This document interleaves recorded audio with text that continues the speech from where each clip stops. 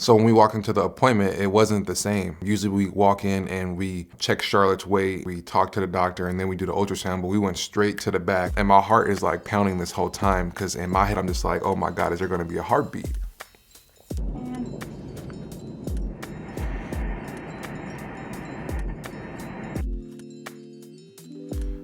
This was different than the first two pregnancies because since we had a miscarriage, we had to come in a few weeks earlier to check and see if the baby was okay.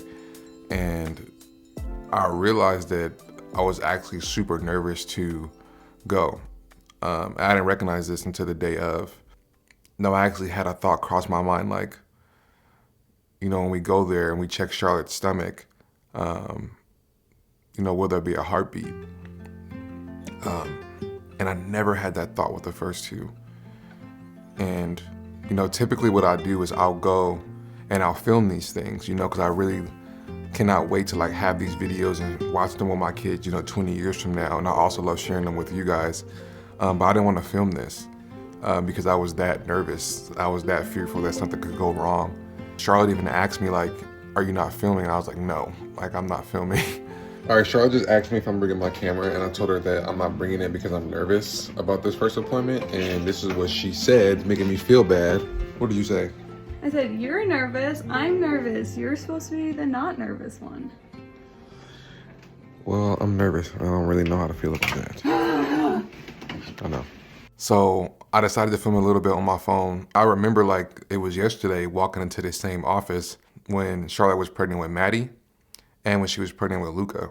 I remember going up the elevator. I remember going in and eating blue raspberry dum-dums, and like the whole world was just like, I was just on a high, and I just wasn't on a high this time because I was dealing with real emotions and optimism wasn't leading.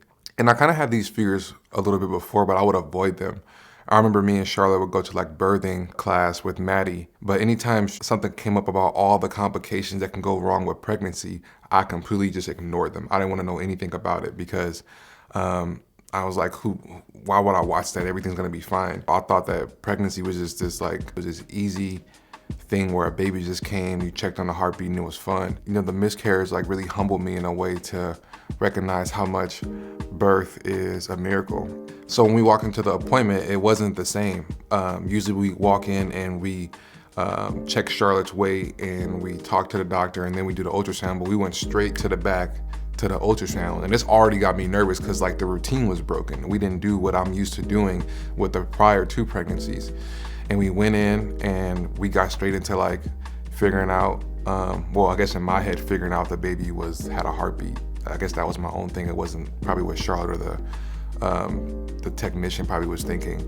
And my heart is like pounding this whole time because in my head, I'm just like, oh my God, is there gonna be a heartbeat? So same old stuff. She put the liquid or whatever you call it and start checking to see if the baby, and I'm just looking up at the screen. And I'm just like,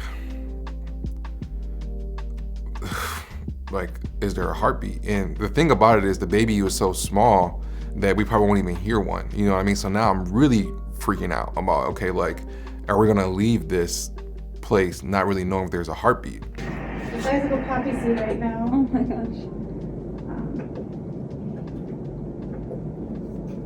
I let optimism be the leader in my life.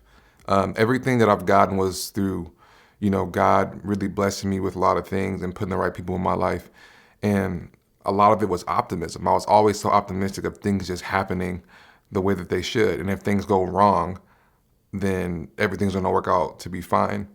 Even, with the miscarriage, I was telling Charlotte everything's gonna be fine. Like, don't worry about anything, like whatever. And I recognized that even when I would tell her that, when she knew that she was having a miscarriage, I recognized that me not understanding her, I recognized that me not, I guess agreeing with her or recognizing that she knew and me being optimistic about it made her feelings feel small because she knew. And my optimism got in the way of that.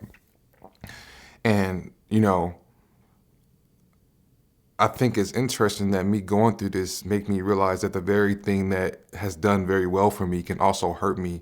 I don't want to say hurt me, but can like really make me not see my family the way that they're feeling or where they're at, you know? Because I finally am dealing with real emotions of being like afraid and nervous. So this baby is completely different. It's different than Maddie and Lucas, all because of what happened prior to Charlotte being pregnant with this one. So we started checking, and you know, you can see a little bitty poppy seed. That's how big the baby is right now. It's the size of a poppy seed. And we're checking for the heartbeat, and then you can see something moving. And breathe. It's there. There's a heartbeat. I just can't. It's so little. I can't stay on top of it. But you can kind of see that flutter. Do you see that flutter? Oh yeah. There's movement there for sure, without a doubt. And I remember we're going through this whole thing, and you know, they're taking measurements and stuff. And I remember just seeing. I can feel myself just like can breathe. In that span of 30 minutes, I think I dealt with real raw emotion in that span of time than I ever have in my entire life.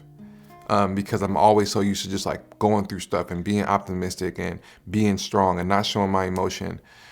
And I think a lot of the ways that got me a lot of what I want right now through like just working hard and stuff, but it made me not see probably a lot of things around me that people were dealing with.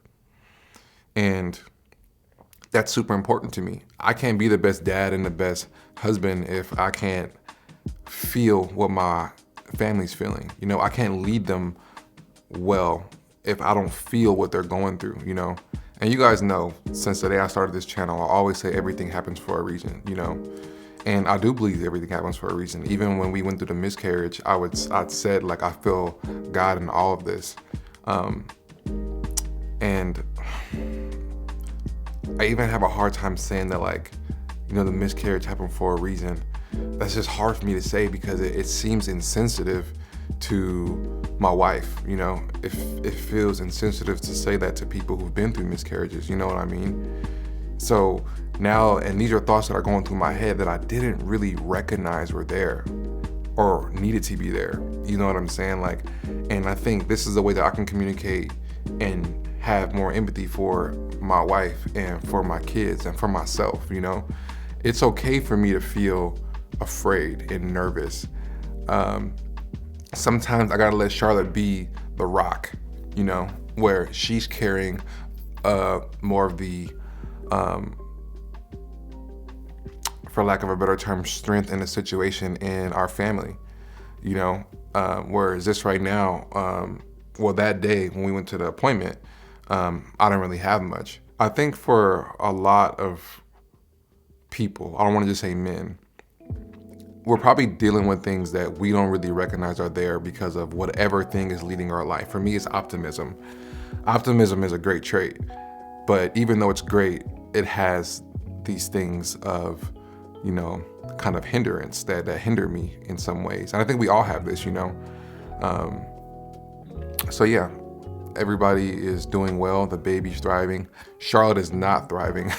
She has a lot of sickness. She's super nauseous right now.